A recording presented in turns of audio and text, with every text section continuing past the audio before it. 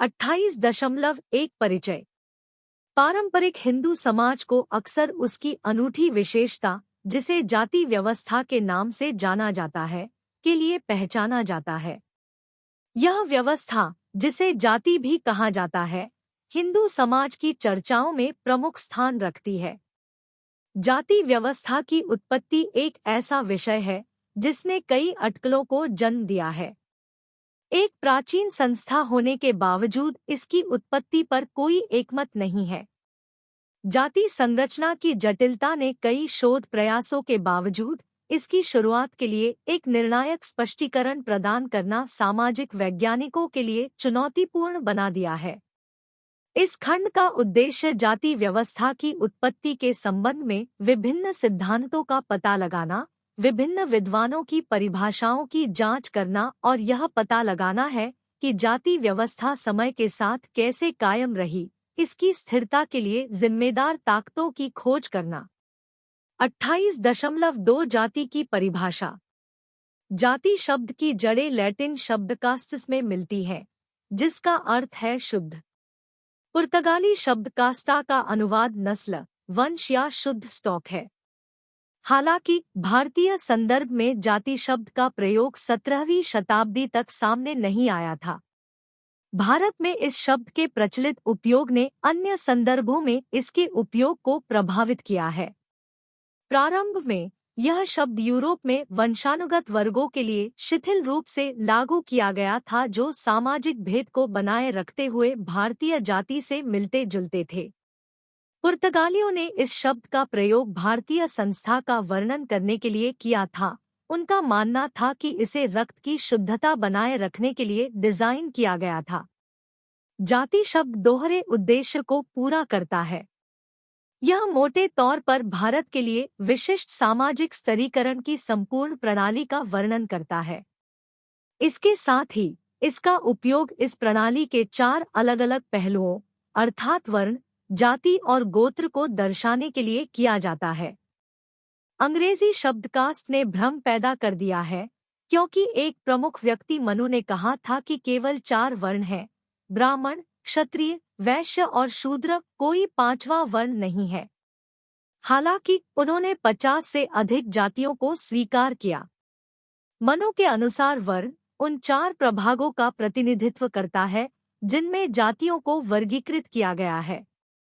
बहरहाल बाद में विद्वानों ने बताया कि मनु ने स्वयं जाति को वर्ण के साथ मिलाया, जिससे भ्रम पैदा हुआ, मुख्यतः क्योंकि ब्राह्मणों को वर्ण और जाति दोनों के रूप में संदर्भित किया जा सकता है। रिस्ले एक सामान्य नाम साझा करने वाले परिवारों या समूहों के एक संग्रह के रूप में जाति की परिभाषा प्रदान करता है, जो एक पौराणिक पूर्वज या तो मानव या दैवीय से वंश का दावा करता है। वे एक ही वंशानुगत व्यवसाय का पालन करते हैं और राय देने में सक्षम लोगों द्वारा उन्हें एक समरूप समुदाय के रूप में देखा जाता है। जाति का नाम अक्सर किसी विशिष्ट व्यवसाय से जुड़ा होता है। जातियां आमतौर पर अंतर्विवाही होती हैं, जिसका अर्थ है कि सदस्य अपने समूह के बाहर विवाह नहीं कर सकते। सामान्य नाम से चिह्नित बड़े वृत्त के भीतर छोटे वृत्त होते हैं, जिनमें से प्रत्येक भी अंतर्विवाही होते हैं। केतकर एक जाति को 2 विशेषताओं वाले एक सामाजिक समूह के रूप में परिभाषित करते हैं।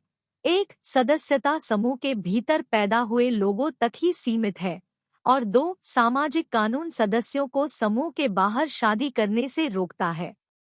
प्रत्येक समूह का एक विशिष्ट नाम होता है और कई छोटे समूहों को एक सामान्य नाम के तहत समूहीकृत किया जाता है, जिससे स्वतंत्र नामों के साथ बड़े उपविभाग बनते हैं। बॉक्स 28.1 जाति व्यवस्था पर विभिन्न परिप्रेक्ष्य। गैट के अनुसार जाति एक समूह या कई समूह है जो एक समान नाम साझा करते हुए आपस में विवाह करते हैं। इन समूहों को आम तौर पर उनके पारंपरिक व्यवसायों और प्रतिष्ठित मूल के कारण उनके समाज के जानकार सदस्यों द्वारा एकजुट और निकट से संबंधित समुदाय के रूप में देखा जाता है। बेतेल ने जाति को आंतरिक विवाह, विरासत में मिली सदस्यता और जीवन के एक विशिष्ट तरीके से चिह्नित लोगों के एक छोटे, नामित समूह के रूप में परिभाषित किया है। जीवन के इस तरीके में एक विशेष व्यवसाय की प्रथागत खोज शामिल हो सकती है, और यह अक्सर एक पदानुक्रमित प्रणाली के भीतर एक विशिष्ट अनुष्ठान स्थिति से जुड़ा होता है। एम सेनार्ड जाति को एक मजबूती से जुड़ा संगठन मानते हैं, जो सैद्धांतिक रूप से पूरी तरह से वंशानुगत है। इसमें एक पारंपरिक और स्वतंत्र संरचना है, जिसमें एक नेता और एक परिषद शामिल है, जो कभी-कभी आधिकारिक बैठकों में बुलाई जाती है।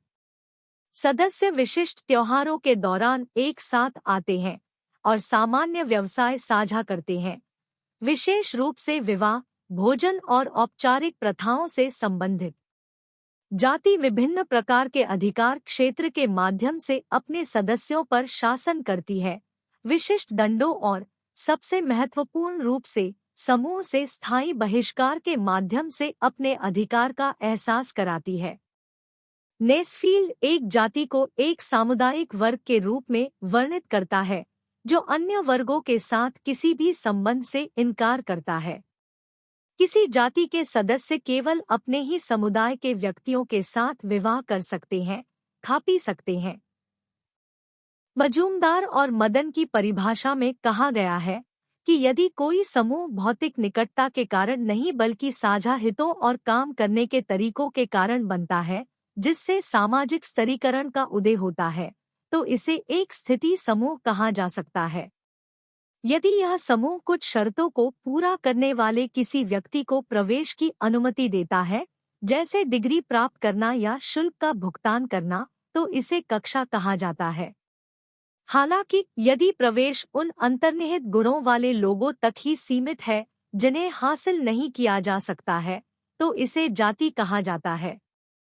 एक फ्रांसीसी लेखक बॉगल के अनुसार जाति व्यवस्था समाज को 3 विशेषताओं से जुड़े वंशानुगत समूहों में विभाजित करती है।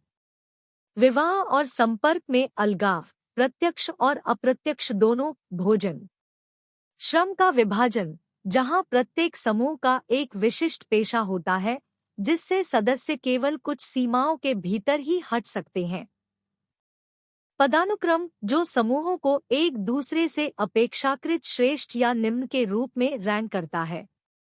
यह परिभाषा जाति व्यवस्था की प्रमुख विशेषताओं पर प्रकाश डालती है। दशकों से विद्वानों द्वारा विभिन्न परिभाषाओं के बावजूद जाति व्यवस्था की उत्पत्ति के बारे में कई सिद्धांत मौजूद हैं।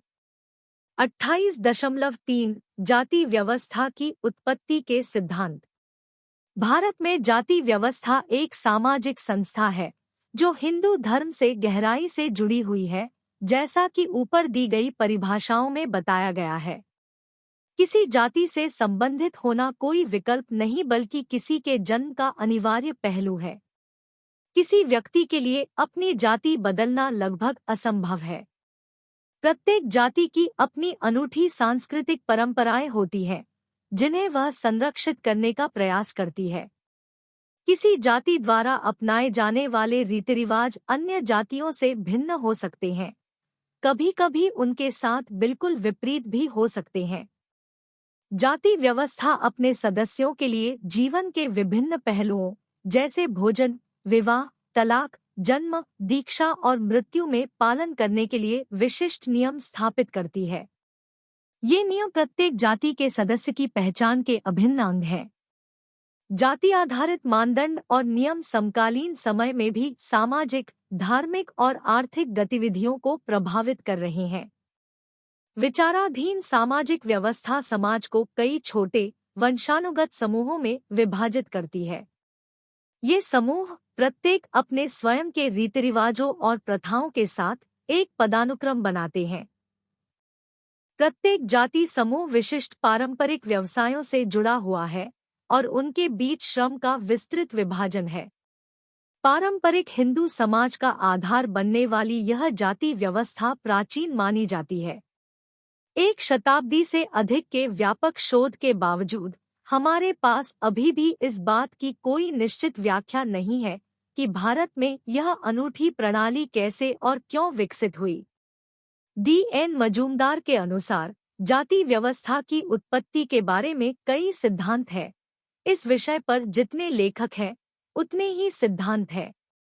1931 की भारत की जनगणना में जाति व्यवस्था की उत्पत्ति के संबंध में 5 सिद्धांतों का उल्लेख किया गया था। अपनी चर्चा को सरल बनाने के लिए हम उन्हीं संदर्भों का अनुसरण करेंगे। दिव्य उत्पत्ति। कई धार्मिक अधिकारी, शास्त्र और पुराण जाति व्यवस्था की दैवीय उत्पत्ति पर जोर देते हैं। हिंदुओं के बीच प्रचलित धारणा यह है कि यह भगवान के आदेश से या कम से कम उनकी इच्छा से स्थापित किया गया है और इसलिए इसका धार्मिक रूप से पालन किया जाना चाहिए। ऋग्वेद में पुरुष सूक्त के अनुसार लोगों को 4 मुख्य जातियों, वर्णों में विभाजित किया गया है, जो पुरुष निर्माता के 4 शरीर के अंगों का प्रतिनिधित्व करते हैं।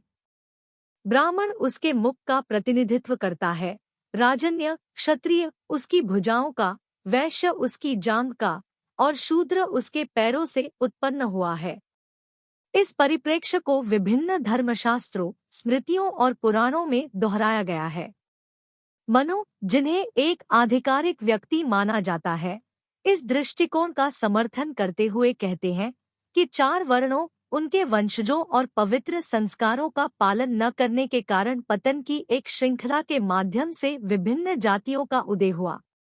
महाभारत अलग अलग विचार प्रस्तुत करता है, जिसमें भृगु का सुझाव है कि दुनिया ब्रह्मा द्वारा बनाई गई थी और बाद में काम के आधार पर जातियों में विभाजित हो गई।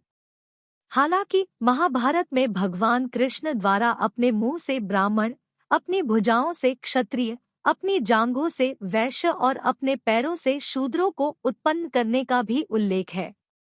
भगवद गीता में कहा गया है कि जातियों का 4 गुना विभाजन गुणों और कर्तव्यों के अनुसार भगवान द्वारा बनाया गया था। कर्म और स्थानांतरण। जाति व्यवस्था को उचित ठहराने वाला एक अन्य सिद्धांत कर्म और आत्मा के स्थानांतरण पर आधारित है। यह सिद्धांत दावा करता है कि व्यक्तियों की विभिन्न स्थितियां, चाहे वे उच्च, मध्यम या निम्न हो, कर्म से उत्पन्न होती है। जीवन में किसी की स्थिति पिछले अवतारों में उनके कार्यों, कर्म से निर्धारित होती है। जीवन में सुख या दुख व्यक्ति के अपने कर्मों का परिणाम है। बुरे कार्य, चाहे प्रकट रूप से किए गए हों या छिपकर, कड़वे फल देते हैं। किसी के शरीर, वाणी या मन द्वारा किए गए पापपूर्ण कृत्यों के परिणामस्वरूप एक व्यक्ति का पुनर्जन्म क्रमशः पक्षी, जानवर या निम्न जाति के व्यक्ति के रूप में हो सकता है। जो लोग अच्छे कर्म करते हैं वे बेहतर स्थान पर जाते हैं और जो लोग एक आदर्श जीवन जीते हैं वे जन्म और मृत्यु के चक्र से बचकर निर्वाण प्राप्त करते हैं। परिणाम और न्याय का यह विचार न केवल एक बुरी जीवन शैली को हतोत्साहित करता है, बल्कि एक सदाचारी जीवन शैली को भी प्रोत्साहित करता है। क्षमा, स्वर्ग और अपने स्वयं के पापों और अपने पूर्वजों के पापों की सफाई का वादा करता है। यहाँ तक कि सबसे अभागे व्यक्ति को भी, जो सबसे अपमानजनक काम में लगा हुआ है, इस विश्वास में संतुष्टि मिलती है कि उनके वर्तमान दुख पिछले पापों का परिणाम है। अपनी जाति में सौंपे गए कार्यों को कर्तव्यनिष्ठा से करने से वे अगले जीवन में उच्च जाति में जन्म लेने की आशा करते हैं। बॉक्स 28.2 जातियों की उत्पत्ति। हर्बर्ट रिस्ले 1915 ने अपनी पुस्तक द पीपल ऑफ इंडिया में जाति व्यवस्था के गठन की व्याख्या करते हुए नस्लीय सिद्धांत का प्रस्ताव रखा। उन्होंने सुझाव दिया कि नस्लीय मतभेद और एक ही जाति के भीतर विवाह से जाति व्यवस्था का उदय हुआ। उनके अनुसार जाति व्यवस्था फारस से इंडो-आर्यन के प्रवास के बाद विकसित हुई, जहां समाज को 4 वर्गों में विभाजित किया गया था: पुजारी, योद्धा, किसान और कारीगर। उनके आने के बाद भी यह बंटवारा कायम रहा। सांस्कृतिक और नस्लीय भेदों के माध्यम से इंडो-आर्यों ने खुद को गैर-आर्यों से अलग किया।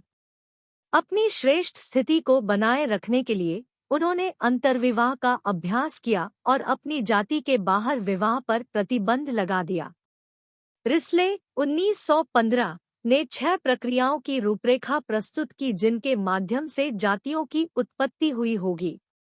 इनमें हिंदू धर्म के भीतर आदिवासी जनजातियों को उनके मूल आदिवासी नाम या नए जाति नाम के तहत नामांकित करना शामिल है।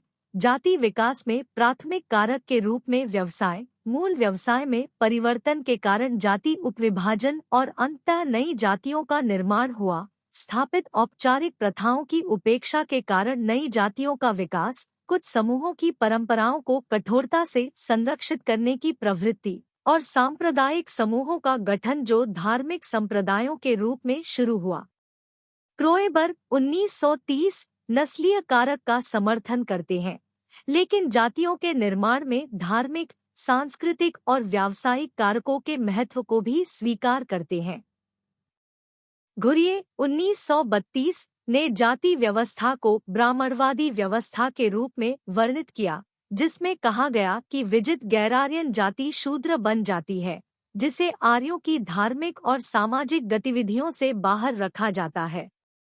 मजूमदार 1957 का मानना था कि सांस्कृतिक झड़पों और नस्लीय अंतःक्रियाओं ने सामाजिक समूहों को जन्म दिया, जिसमें 3 श्रेष्ठ वर्गों ने अपनी स्थिति बनाए रखने के लिए विशिष्ट व्यवसाय सौंपे, दूसरों को छोड़कर, और एक पदानुक्रमित जाति व्यवस्था बनाई। हालांकि कई विद्वान नस्लीय कारक की भूमिका को स्वीकार करते हैं, लेकिन यह जाति व्यवस्था के विकास में एकमात्र कारक नहीं है। यूरोपीय लेखकों ने जाति की उत्पत्ति को नस्लीय मतभेदों से जोड़ा, लौ जाति व्यवस्था को श्वेत प्रभुत्वशाली नस्ल के साथ कालीहीन जाति के मेल को रोकने से जोड़ा। W.J. थॉमस ने देखा कि जनसंख्या में भौतिक विरोधाभास श्रेष्ठ और निम्न संस्कृतियों से संबंधित हैं, जो जाति भेद का आधार बनते हैं। डडली बक्सटन ने भारतीय प्रायद्वीप की जटिल नस्लों को विभाजित करने में जाति की सहायता का सुझाव दिया। गिलिन ने प्रस्तावित किया कि भारत में जाति की उत्पत्ति नस्लीय भेदभाव से हुई होगी। यह दृष्टिकोण मैकाइवर द्वारा साझा किया गया था, जिन्होंने जाति की संभावित उत्पत्ति एक अंतर्विवाही समुदाय को दूसरे पर थोपने, धर्म और नस्ल के गौरव को बढ़ावा देने में मानी थी। जाति निर्माण में रंग का प्रभाव वर्ण व्यवस्था में स्पष्ट है, जहां वर्ण शब्द का अर्थ रंग है, जो रंग प्रश्न से एक कड़ी का सुझाव देता है। रंग की शुद्धता बनाए रखने वाले वर्ग को सामाजिक प्राथमिकता प्राप्त हुई, जिसमें ब्राह्मणों को सफेद, क्षत्रियों को लाल, वैश्यों को पीला और शूद्रों को काला माना जाता था, जैसा कि महाभारत में वर्णित है। उच्च वर्णों ने महत्वपूर्ण व्यवसायों पर एकाधिकार जमाकर और खुद को अलग-थलग करके अपनी स्थिति बनाए रखी। कर्वे इस धारणा से असहमत है कि वर्ण शब्द का मूल अर्थ रंग था। इसके बजाय वह तर्क देती है कि प्रारंभिक साहित्य और व्याकरण संबंधी कार्यों में वर्ण का अर्थ वर्ग था। उनका सुझाव है कि बाद में यह शब्द रंग के अर्थ में विकसित हुआ और प्राचीन 4 गुना विभाजन की व्याख्या भौतिक विशेषताओं, विशेष रूप से रंग के आधार पर की गई। जाति संरचना के निर्माण में एक सामाजिक कारक शामिल होता है, जिसे अधिकांश विद्वानों ने स्वीकार किया है। हालांकि जाति व्यवस्था के संपूर्ण विकास को केवल नस्लीय विचारों द्वारा नहीं समझाया जा सकता है। व्यावसायिक सिद्धांत। नेसफील्ड 1885 ने व्यावसायिक सिद्धांत का प्रस्ताव करते हुए कहा कि व्यवस्था के विकास के पीछे व्यवसाय ही एकमात्र कारक था। उनके अनुसार इस व्यवस्था से पहले पुरोहिती केवल ब्राह्मणों के पास नहीं थी। जैसे जैसे भजन और अनुष्ठान अधिक जटिल होते गए, एक समूह विशिष्ट हो गया और ब्राह्मण बन गया। बलिदानों में उनके महत्व के कारण सम्मान बढ़ा, अंततः यह व्यवसाय वंशानुगत हो गया। इसके बाद अन्य समूहों ने आत्मरक्षा और उन लोगों का अनुकरण करने के लिए जिनका वे सम्मान करते थे, विशेषाधिकार सुरक्षित करने के लिए खुद को संगठित किया। बॉक्स 28.3 रैंकिंग और जाति। अतीत में भारत में लोगों को उनके व्यवसायों के आधार पर जातियों में बांटा गया था। इन जातियों ने अपने मूल जनजातियों की परंपराओं का पालन करते हुए अपने ही समूह में विवाह करने और अन्य जातियों के साथ मिलकर भोजन करने से बचने की प्रथाओं को अपनाया। इससे जातियां विशिष्ट एवं पृथक इकाई बन गई। किसी जाति की स्थिति, चाहे वह ऊंची हो या नीची, उस जाति से जुड़े उद्योग की उन्नति के स्तर पर निर्भर करती थी।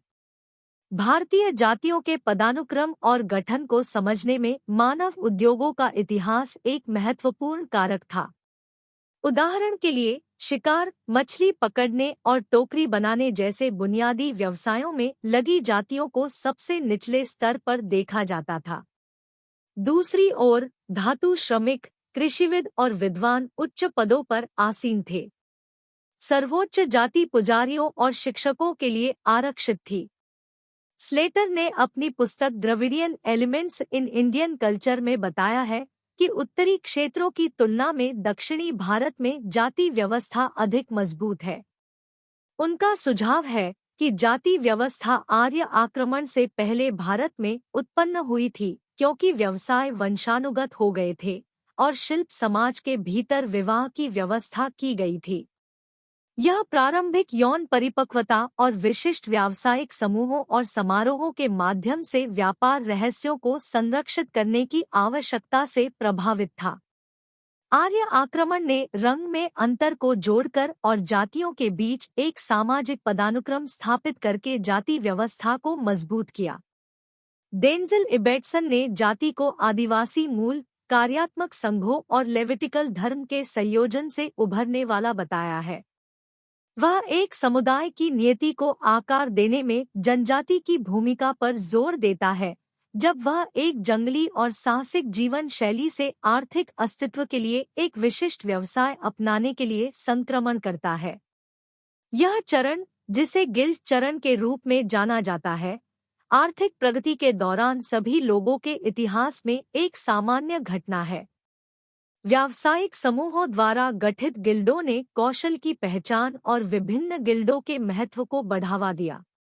मध्ययुगीन काल के दौरान गिल्डों ने अपनी आर्थिक स्थिति के आधार पर प्रभुत्व के लिए प्रतिस्पर्धा की, जिससे देश के सामाजिक जीवन पर अलग-अलग डिग्री का प्रभाव पड़ा। पुजारियों की स्थिति में जल्द ही वृद्धि के साथ-साथ पीढ़ियों तक अपना व्यवसाय हस्तांतरित करने की उनकी जिद भी बढ़ने लगी। इसके परिणामस्वरूप विशिष्ट समूहों का निर्माण हुआ, क्योंकि अधिक संघों ने अपने सदस्यों के लिए अपनी सामाजिक प्रतिष्ठा और विशेषाधिकारों को स्थायी रूप से संरक्षित करने की मांग की। अन्य संघों ने भी इसका अनुसरण किया, जिससे एक श्रेणीबद्ध संगठन की स्थापना हुई। चैपल और कून जातियों की उत्पत्ति का श्रेय स्वदेशी समूहों के एकीकरण को देते हैं और नए व्यवसायों के उद्भव के संबंध में नई जातियों के गठन की व्याख्या करते हैं। जनजातियां और धार्मिक सिद्धांत। समय के साथ जनजातियों से जातियों में सूक्ष्म बदलाव आया है। यह परिवर्तन विभिन्न तरीकों से हुआ। माना जाता है कि कई निचली या बाहरी जातियों की उत्पत्ति जनजातियों के रूप में हुई थी। रिस्ले ने जनजातियों को जातियों में बदलने की सुविधा प्रदान करने वाली 4 प्रक्रियाओं की पहचान की। एक आदिवासी जनजाति के नेता समृद्धि हासिल करके स्वतंत्र भूस्वामी बन गए और अधिक प्रतिष्ठित जातियों में शामिल हो गए। कुछ आदिवासियों ने हिंदू धार्मिक संप्रदायों को अपना लिया, वैष्णव बन गए और अपनी आदिवासी पहचान को त्याग दिया। संपूर्ण जनजातियों या वर्गों को एक नए जाति नाम के तहत हिंदू धर्म में नामांकित किया गया, जो मानक लोगों से अलग है। जनजातियों या वर्गों ने अपने जनजातीय पदनाम को त्यागे बिना धीरे धीरे हिंदू धर्म अपनाया, अंततः जातियों में विकसित हुए।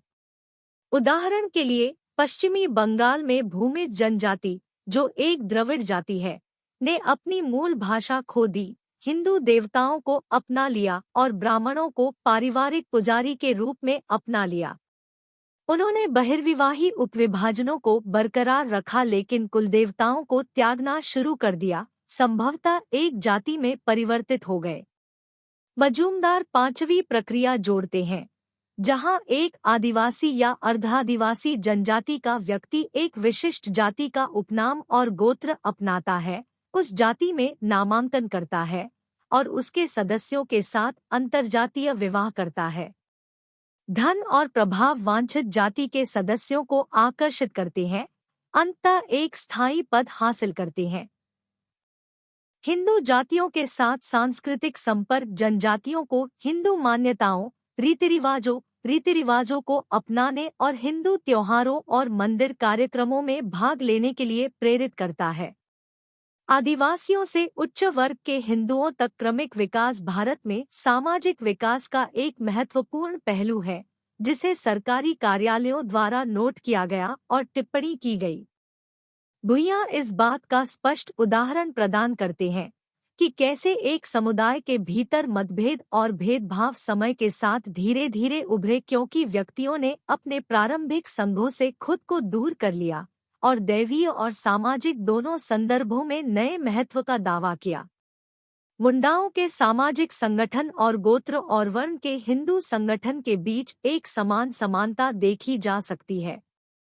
मुंडा वर्तमान में बंगाल, बिहार और उड़ीसा के विशिष्ट क्षेत्रों में रह रहे हैं, जिन्हें 3 अलग-अलग नामों से पहचाना जाता है: मुंडा, संथाल और होस। संथालों में 12 मुख्य सेप्ट हैं, जिनमें से एक सेप्ट का पता नहीं चल पाया है। यह अनुमान लगाया जाता है कि यह खोया हुआ सेप्ट पूरी तरह से ब्राह्मण या क्षत्रिय समुदायों में समाहित हो गया है और उनके वंशजों द्वारा उनके रहस्यों को उजागर करने की संभावना नहीं है। परिवार और विवाह। सेनाट 1930 का सुझाव है कि बहिर्विवाह का सिद्धांत भारतीय जाति व्यवस्था का मूलभूत आधार है। उनके अनुसार जाति व्यवस्था एक प्राचीन आर्य संस्था की स्वाभाविक प्रकृति है, जो भारत में विशिष्ट परिस्थितियों के कारण एक अनोखा रूप ले रही है, जैसे कि किसी के गोत्र के भीतर विवाह का निषेध, निम्न वर्गों के संपर्क से प्रदूषण संबंधी चिंताएं और आपसी संबंधों पर प्रतिबंध। जाति भोजन।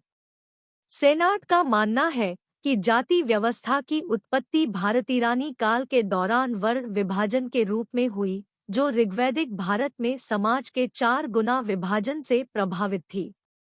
रिस्ले कहते हैं कि आक्रमणकारी आर्यों ने एक अलग काली जाति के व्यक्तियों से विवाह करने के प्रति तीव्र घृणा प्रदर्शित की और ऐसे मिलन को रोकने के लिए वर्जनाओं की एक जटिल प्रणाली स्थापित की। उनके प्रयासों के बावजूद अंतर्विवाह की पूर्ण रोकथाम चुनौतीपूर्ण साबित हुई। 28.4 जाति व्यवस्था का विकास। प्राचीन काल में ऋग्वेद में वर्णित समाज आदिवासी और देहाती था, जैसा कि कीथ ने उल्लेख किया है। आर्य, जो इस समाज का हिस्सा थे, मुख्य रूप से देहाती थे और युद्ध में लगे हुए थे। उन्होंने शहरी हड़प्पा समाज का सामना किया, उन पर विजय प्राप्त की और सामाजिक समायोजन के माध्यम से कुछ बचे लोगों को अपने समाज में एकीकृत किया। प्रारंभिक साहित्य इस बात की अधिक जानकारी नहीं देता है कि आर्य सामान्य लोगों ने पहले के समाजों के बचे लोगों के साथ कैसे आत्मसात किया, लेकिन यह माना जाता है कि कई लोग बाद में आर्य समाज में चौथे वर्ण के रूप में जाने जाने वाले का हिस्सा बन गए। ऋग्वैदिक आर्य समाज और संभवतः अथर्ववेद के आर्य समाज में अन्य प्रारंभिक समाजों के विपरीत इसके सदस्यों के बीच तीव्र वर्ग विभाजन का अभाव था। एक विशिष्ट सामाजिक वर्ग के रूप में शूद्रों की अवधारणा अथर्ववेद काल के अंत में उभरी। आर्य जातीय और सांस्कृतिक रूप से दस्युओं से अलग थे, जिन्हें काली चमड़ी वाले, चपटी नाक वाले, समझ से बाहर बोलने वाले, बलिदान न देने वाले, किसी देवता की पूजा न करने वाले और अजीब रीतिरिवाजों का पालन करने वाले के रूप में वर्णित किया गया था। समय के साथ दस्यु खत्म नहीं हुए बल्कि गुलाम बन गए। दास शब्द बाद में गुलामों का पर्याय बन गया। इन व्यक्तियों को छोटी मोटी नौकरियां सौंपी गई। यह संभव है कि दस्यु और शूद्र मूल रूप से आर्यों द्वारा जीते गए और गुलामी में लाई गई प्रमुख जनजातियों के नाम थे। पुरुष सूक्त की रचना के समय तक दास दासों को शूद्र कहा जाने लगा था। शूद्रों से जुड़ी औपचारिक अशुद्धता की अवधारणा, जिसमें शारीरिक और दृश्य संपर्क पर प्रतिबंध शामिल था, वैदिक काल 1000 से 600 ईसा पूर्व के अंत में उभरी, जैसा कि शतपथ ब्राह्मण में वर्णित है। 600 ईपू के बीच और 300 ईसा पूर्व वैश्यों और शूद्रों के बीच अंतर कम हो रहा था। इन दोनों जातियों की भूमिकाएं लगभग विनिमय हो गई। इस काल में वैदिक समाज जनजातीयवाद से सामंतवाद की ओर अग्रसर हुआ। उच्च जातियों अर्थात ब्राह्मणों और क्षत्रियों ने खुद को दूसरों से दूर करते हुए अधिक विशिष्ट दृष्टिकोण अपनाया। दुर्भाग्य से शूद्रों की सामाजिक स्थिति खराब हो गई। उन्हें प्रशासनिक भूमिकाओं से बाहर रखा गया था और कानून निर्माताओं ने उन पर कंपनी, भोजन, विवाह और शिक्षा से संबंधित विभिन्न सामाजिक प्रतिबंध लगाकर इस धारणा को मजबूत किया कि शूद्र भगवान के चरणों से पैदा हुए थे। यह अवधारणा कि ब्राह्मण किसी शूद्र द्वारा छुआ गया भोजन नहीं खा सकते, सबसे पहले धर्मसूत्र 500 ईसा पूर्व 300 ईसा पूर्व में सामने आया। शूद्रों को वैदिक बलिदानों और संस्कारों में भाग लेने से भी रोक दिया गया था, इस हद तक कि कुछ संस्कारों में उनकी उपस्थिति और दृष्टि से परहेज किया गया था। अस्पृश्यता की जड़ें स्वच्छता और धार्मिक मान्यताओं दोनों से उत्पन्न प्रदूषण में खोजी जा सकती हैं। कुछ व्यवसायों से जुड़ी सैद्धांतिक अशुद्धता ने अस्पृश्यता के विचार को जन्म दिया। आदिवासी जनजातियों, मुख्य रूप से शिकारियों और संग्रहकर्ताओं की सांस्कृतिक शिथिलता को अस्पृश्यता के उद्भव का एक कारण माना जाता था। ये जनजातियां ब्राह्मणवादी समाज से भिन्न थी, जिसके पास धातुओं और कृषि का ज्ञान था और जो शहरी जीवन का विकास कर रहा था। जैसे जैसे ब्राह्मण और क्षत्रिय धीरे धीरे प्राथमिक उत्पादन से हटते गए, उनके पद और कार्य वंशानुगत होते गए। यजुर्वेद में सबसे पहले उल्लिखित निषाद, चांडाल और पौलकस को बाद में वैदिक समाज में अछूत माना गया। धर्मसूत्रों और पाली ग्रंथों में स्पष्ट रूप से अछूतों के रूप में पहचाने जाने वाले चांडालों को वैदिक ग्रंथों में समाज के 4 गुना विभाजन से पूरी तरह से बाहर रखा गया था। इस अवधि के दौरान ब्राह्मणवादी समाज में वर्ण विभाजन को विधर्मी संप्रदायों और बैक्ट्रियन यूनानियों, शक, पठान और कुषाण जैसे विदेशी तत्वों के समावेश से चुनौतियों का सामना करना पड़ा। ब्राह्मणवादी समाज को संरक्षित करने के लिए मनु ने विशेष रूप से शूद्रों के खिलाफ सख्त कदम उठाए और विदेशी तत्वों को एकीकृत करने के लिए वंशावली तैयार की। मनु ने अपने पूर्ववर्तियों के प्रयासों को पार करते हुए विभिन्न आदिवासी जनजातियों और विदेशी तत्वों को समाज में समाहित करने के लिए वर्ण संकर, वर्णों का अंतर्मिश्रण की अवधारणा का बड़े पैमाने पर उपयोग किया। कई मामलों में मिश्रित जातियों को अक्सर उनके विरासत में मिले कर्तव्यों के संबंध में शूद्रों के साथ समूहीकृत किया जाता था। जातियों की एक सूची प्रदान की गई है, हालांकि कुछ ने नाम बदल दिए हैं और अन्य अब मौजूद नहीं है। प्रतिष्ठित श्रेणियां हैं। क 4 मूल वर्ण। ख शुद्ध और मिश्रित जातियों के मिश्रण से उत्पन्न जातियां। ग पवित्र संस्कारों की उपेक्षा के कारण जातियां अपनी स्थिति खो रही है। घ समुदाय से व्यक्तियों को बाहर करके बनाई गई जातियां। ई दास और उनके वंशज। च 4 वर्णों और उनके वंशजों के समुदाय से बाहर किए गए लोग। मनु ने वर्णों के मिश्रण से उत्पन्न पुरानी मिश्रित जातियों का उल्लेख किया है और मिश्रित जातियों की एक लंबी सूची को एक समान उत्पत्ति बताया है, जिसे 3 प्रकारों में वर्गीकृत किया जा सकता है। क विभिन्न शुद्ध जातियों से उत्पन्न जातियां। ख जो एक तरफ शुद्ध जातियों के मिश्रण से उत्पन्न होते हैं और दूसरी तरफ मिश्रित होते हैं। ग जो दोनों तरफ मिश्रित मूल के माता पिता से उत्पन्न हुए हैं। मनु यह भी अनुशंसा करते हैं कि उच्च जातियों को चांडालों और स्वपकों के साथ किसी भी संपर्क से बचना चाहिए। चांडालों और स्वपकों को गांवों के बाहर रहना चाहिए, उनके पास केवल कुत्ते और गधे होंगे और भोजन के लिए वे जिन बर्तनों का उपयोग करते हैं उन्हें हमेशा के लिए त्याग दिया जाएगा। इसके अलावा मनु का दावा है कि यदि किसी ब्राह्मण का चांडाल या अंत्य से संपर्क होता है तो वे अपना ब्राह्मणत्व खो देंगे। विदेशी लोगों के आगमन का प्रभाव प्राचीन भारत की पारंपरिक जाति व्यवस्था पर पड़ा। गुप्त काल के दौरान शूद्रों और अछूतों के बीच कानूनी भेद बनाए रखा गया था। अछूतों की संख्या में स्पष्ट वृद्धि हुई और अस्पृश्यता की प्रथा अधिक तीव्र हो गई। फाहियान 399 से 414 ई के अनुसार अछूत माने जाने वाले चांडाल दूसरों को उनसे बचने के लिए सचेत करने के लिए लकड़ी के टुकड़े को मारकर शहरों या बाजारों में अपनी उपस्थिति की घोषणा करते थे। 647 में हर्ष की मृत्यु के बाद 712 में सिंध अरब के कब्जे में आ गया, जिससे भारत में यात्रियों, व्यापारियों और भाड़े के सैनिकों के रूप में मुसलमानों का लगातार आना जारी रहा। 11वीं शताब्दी के बाद से बड़े पैमाने पर मुस्लिम आक्रमण हुए, जिनमें क्रूर हत्याएं, जबरन धर्मांतरण, ग्रामीण इलाकों का विनाश और हिंदू मंदिरों को अपवित्र करना शामिल था। यह काल भारतीयों में निरंतर असुरक्षा लेकर आया। अपनी संस्कृति को संरक्षित करने के लिए हिंदुओं ने अंतर्विवाह और अंतर्भोजन के खिलाफ सख्त नियम लागू किए। 1000 ई तक वंशानुगत सिद्धांत को प्रमुखता मिली और प्रतिलोम और अनुलोम विवाह को हतोत्साहित किया गया। हालांकि शूद्रों की आर्थिक स्थिति में सुधार हुआ, लेकिन उनका बौद्धिक विकास पिछड़ गया, क्योंकि उच्च शिक्षा ज्यादातर कुलीन ब्राह्मणों और क्षत्रियों तक ही सीमित रही। लगातार मुस्लिम आक्रमणों का हिंदू सामाजिक व्यवस्था पर महत्वपूर्ण प्रभाव पड़ा। 16वीं शताब्दी में धार्मिक रूपांतरण को रोकने के उद्देश्य से कम उम्र में विवाह के माध्यम से जाति व्यवस्था और भी मजबूत हो गई। 16वीं शताब्दी की शुरुआत में भारत के कुछ हिस्सों पर पुर्तगालियों के कब्जे के कारण हिंदुओं का रोमन कैथोलिक में रूपांतरण हुआ।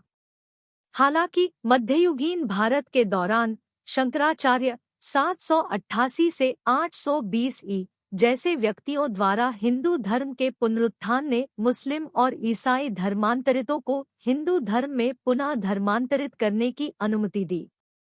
वैष्णव और शैव भक्तों के साथ साथ आचार्य रामानुज, माधवाचार्य, वल्लभाचार्य, कबीर, नानक, चैतन्य, तुलसीदास और अन्य के नेतृत्व में भक्ति आंदोलनों ने भारत के इस्लामीकरण का विरोध करने में महत्वपूर्ण भूमिका निभाई। इस अवधि के दौरान कई धर्मांतरित लोग हिंदू धर्म में लौट आए। जब अंग्रेजों ने भारत में नियंत्रण स्थापित किया, तो हिंदू सामाजिक व्यवस्था में कई अवांछनीय विशेषताएं विकसित हो गई। ब्रिटिश शासकों ने कानून और व्यवस्था बनाए रखने, कर एकत्र करने और ब्रिटिश वस्तुओं के लिए खुले बाजार को बढ़ावा देने पर ध्यान केंद्रित किया। उनके केंद्रीकृत प्रशासन ने पारंपरिक अर्थव्यवस्था, विशेषकर ग्रामीण अर्थव्यवस्था को बाधित कर दिया, जो लंबे समय से राजनीतिक संघर्षों से अप्रभावित थी और जाति व्यवस्था का समर्थन करती थी। ब्रिटिश शासन के तहत भूमि नीति ने जमींदारों का एक नया वर्ग बनाया और किराएदारों और खेतीहर मजदूरों की श्रेणी में लाखों लोगों को जोड़ा। जाति विभाजित हिंदू समाज, जिसने विभिन्न जाति समूहों को रोजगार और सुरक्षा प्रदान की थी, को पहली बार ब्रिटिश नीतियों से एक महत्वपूर्ण चुनौती का सामना करना पड़ा। पश्चिमी शिक्षा और सामाजिक सुधारों का उद्देश्य अस्पृश्यता को खत्म करना, हिंदू सामाजिक व्यवस्था के अवांछनीय पहलुओं को साफ करना, जाति भेद को कम करना और अछूतों के प्रति उच्च जाति के व्यक्तियों के दृष्टिकोण को बदलना था। कस्बों के विकास, शहरी क्षेत्रों में उद्योगों की स्थापना, रेलवे की शुरुआत और नई आर्थिक गतिविधियों में राज्य की भागीदारी ने जाति पूर्वाग्रह को कम करने में योगदान दिया। इससे कई गैरजातीय व्यवसायों का उदय हुआ, जिसने समाज में एक अनुष्ठान और व्यावसायिक विभाजन के रूप में जाति के महत्व को चुनौती दी।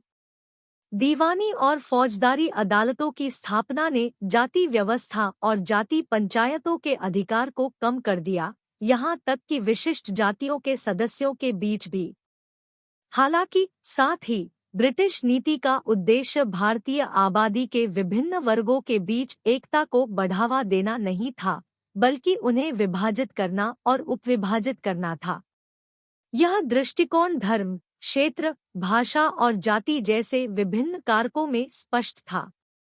दक्षिण में गैर ब्राह्मण जातियों के लिए अलग निर्वाचन क्षेत्रों और विशेष मान्यता की शुरुआत ने न केवल भारत की एक बार मौजूद एकजुटता को बाधित किया, बल्कि प्रांतों और पंथों के बीच ईर्ष्या को भी बढ़ावा दिया, जिससे जाति भेद और भी मजबूत हो गया।